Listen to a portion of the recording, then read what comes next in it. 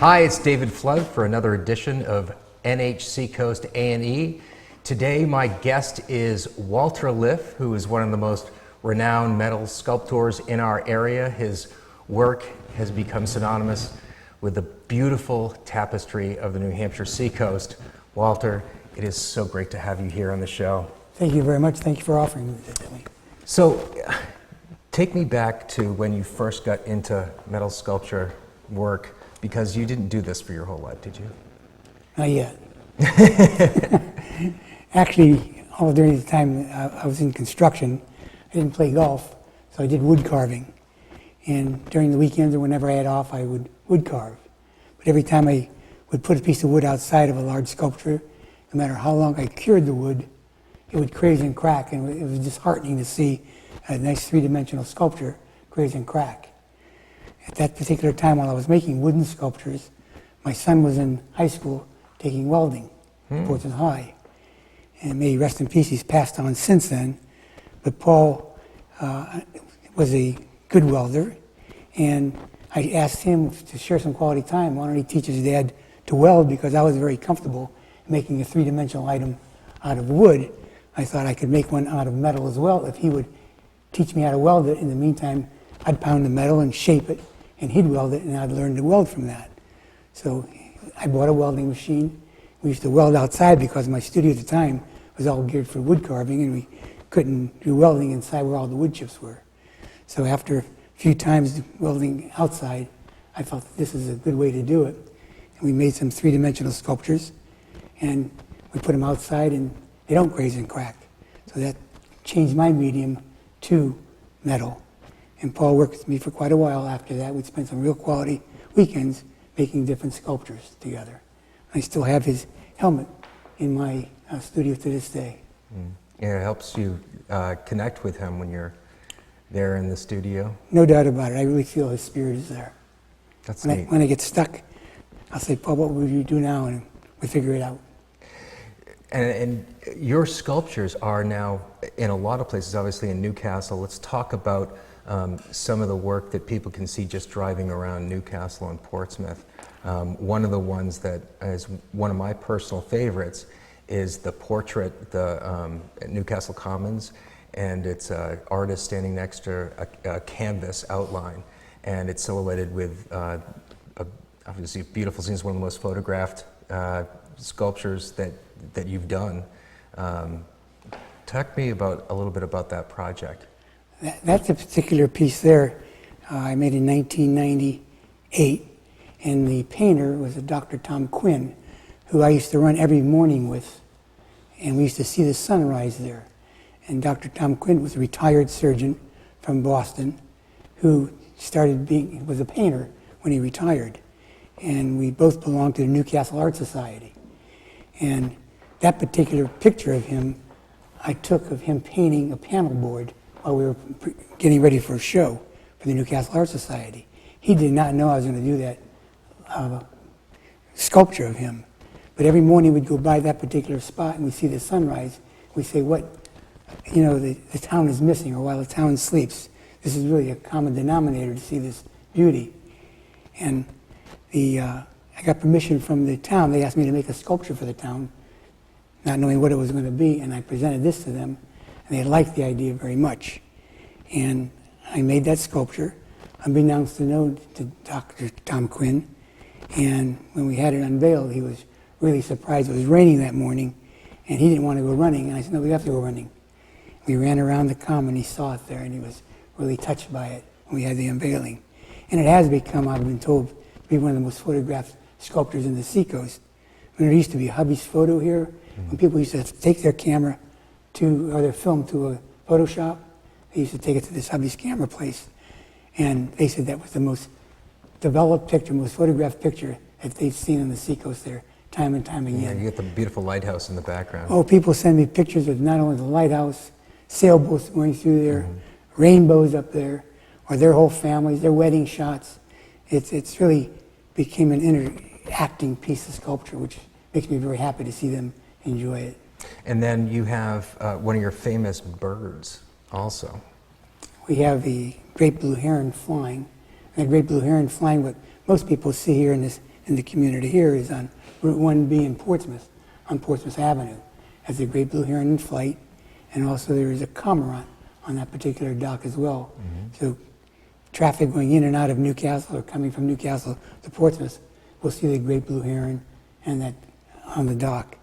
And then there's a school. You have a pretty famous sculpture right in front of the school in Newcastle. Yes, there is. The school sculpture there was commissioned me by a family. His wife at that particular time was diagnosed with breast cancer, and he wanted to make a sculpture of his grandchildren, of his children, for his wife, because she was on the board of the school.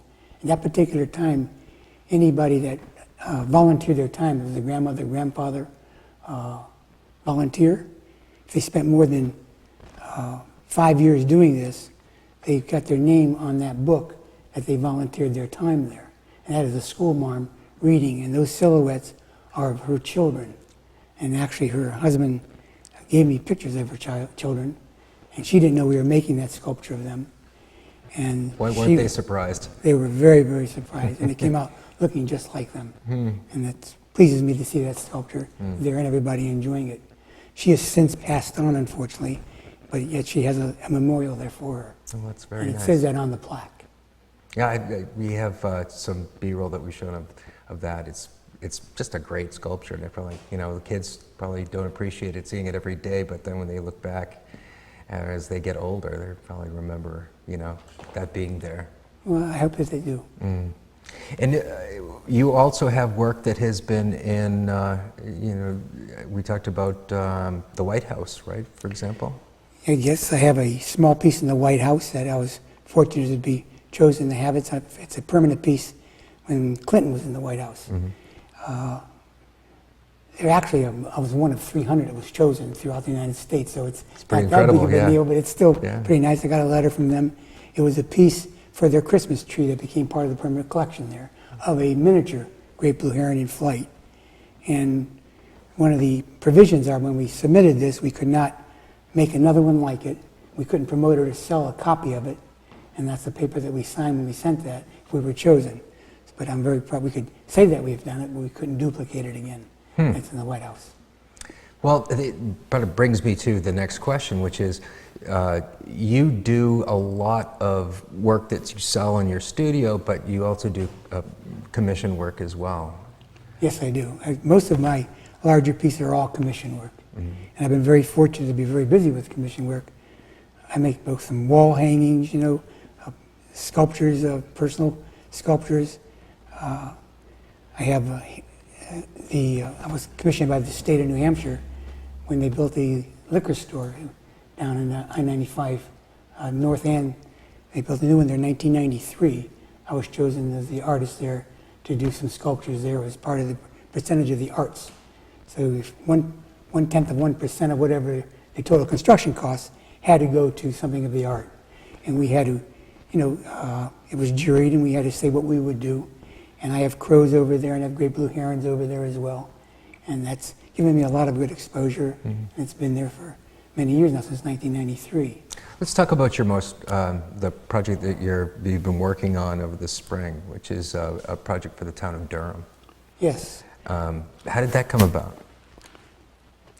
I was asked to, I think it came about because they saw my other sculptures in and around town, specifically one that was mentioned to me. They liked the sculpture of Tom Quinn, which is a silhouette, and the Milnes. It's a sculpture, it's a life-size sculpture of the Milnes. The Milnes, Lauren Milne was a professor at UNH, a zoologist, and his wife Marjorie was also an author who wrote A World Alive. Matter of fact, it came out in 3 different editions. And they were the couple actually who brought these swans to the mill pond. They now have overtaken the mill pond, and they were the first 2 domestic swans. The 2 people that, they recently passed on, and when they recently passed on, they left a large sum of money to the town of Durham. They were kind of eccentric, weren't they? Yes, that's what I was told they were. I didn't know them. Yeah. They were kind of eccentric, where they said they walked around the town in shabby clothes, always wore sneakers, a pork pie hat, but always crushed. Matter of fact, the two people that knew them the best and did the sketches for me, this Rhonda Little and Diana Carroll, who insisted that the town do something to memorialize them for leaving such amount of money to them. Still had their old jacket and for me to look at, so can I duplicate that?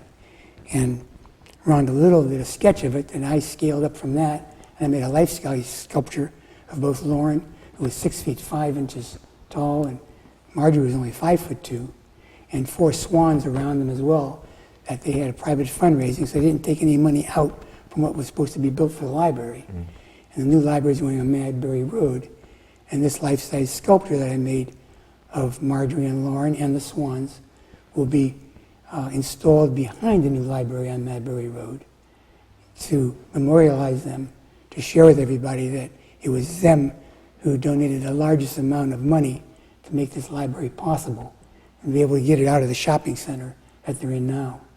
So they bought a home on Madbury Avenue, old Dr. DeMambro's home. It was a brick home. And because of their large donation, other money they were able to raise, added 15,000 square feet onto the back of the library. And behind the library, they're going to have a rain pond. And my sculpture that I was commissioned to make is going to be right overlooking the rain pond, and all the rear windows of the library will be looking down on the mill and sculpture. Well, we are going to take a short break, and just for our sponsors, but when we come back, we'll be taking a look at Walter's studio in Newcastle. Hi, this is Tad Zimian of White Columns Office Solutions, and what we do is we broker the supply of energy as well as do energy consulting here throughout New England. We launched our business about 3 years ago, and we were looking for somebody who can build our website and give us some recognition and so forth at a reasonable price. And we met David here in Portsmouth, New Hampshire, and he was instrumental not only in delivering a top-of-the-line website, which we are just thrilled about. He also came and suggested that we do a video business card because we do a lot of prospecting. And this was a unique way in how we differentiate ourselves from the rest of the folks in the marketplace of how we can deliver a message to a new prospect who doesn't know us, but we can now deliver that message and he can also get an impression of what you look like. So we highly recommend David for doing the website because he's also brought in another aspect to that, which is video testimonials from your clients. And it's just very unique. We've gotten a lot of feedback and actually a lot of business as a result of that. So I highly recommend David Flood and N-Sky to look at your website, to do it, as well as engage in doing a video business card, especially if you do a lot of cold calling or if you're meeting prospects for the first time. He's very creative in taking your business ideas and putting it into media, into copy, which is an art. So thank you, David, and appreciate it very much. So what is NHSeacoast.tv? NHSeacoast.tv was created to provide a resource for the local business community for low-cost, web-based video production services. Our primary objective is producing business storytelling videos that entertain, educate, and engage new and existing customers for our clients. We also produce event promotion and event coverage videos for the local business community.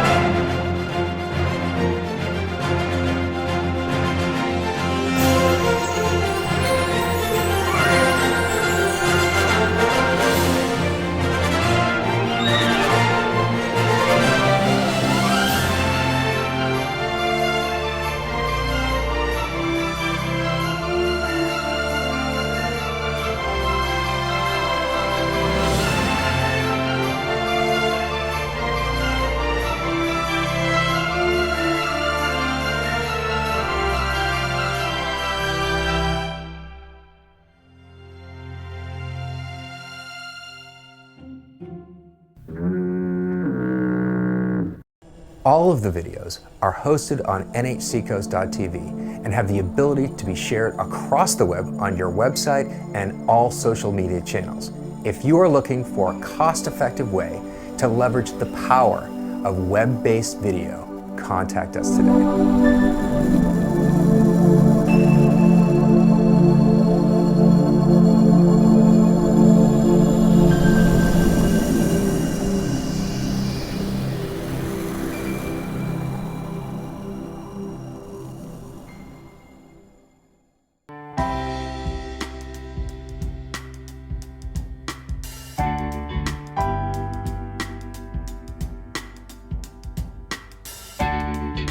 So I'm back here with Walter Liff. I get a chance to come and visit your studio and see. For people who have not been to Walter's property, it's like an outdoor art gallery, as it were. You've got some beautiful work all over the lawn area, in the gardens, in the front and the back, and of course your house is obviously situated in a pretty beautiful spot on the Seacoast. And but you got to go into your shop and see a little bit how you create your sculpture work, and you talk about a couple of the different pieces, because you have one piece in particular I remember. It's a fish and it can spin, for example. That's a pretty neat, like a weather vane, as it were. And you've done other weather vanes. Mm-hmm. I've done quite a few weather vanes, but this particular piece that you're talking about is a wind indicator for a garden area, where a weather vane usually would go on top of a cupola or a roof or something. But I have out in my outdoor gallery an Atlantic codfish and a wide-mouthed bass that's balanced on one particular pin, and it stays out year-round. And it's because of where I live, we have very heavy and hard wind conditions, but it moves back and forth, and the heaviest winds are the calmest winds. So it's a sculpture I really have enjoyed making. And we have other sculptures in and around the house, the property as well. And I share with everybody. They're welcome to come by and walk about the property as they see fit. I'm catch as catch can. Mm-hmm. They're welcome to take a brochure out and walk around in a self-guided tour.